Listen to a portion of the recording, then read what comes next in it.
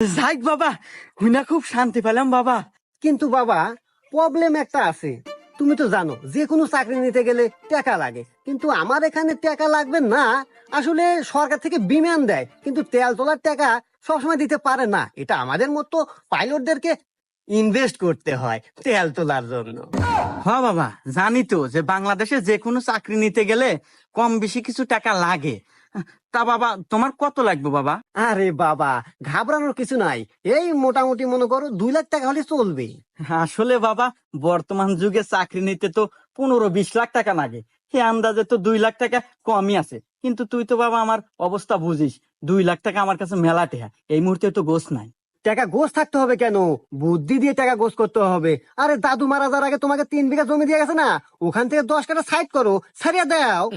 আমি যদি ঠিক মতো বিমান চালাতে পারি বাবা, ওরকম 3-10 কাঠা এক তুরিত কিনে দেবো তোমার।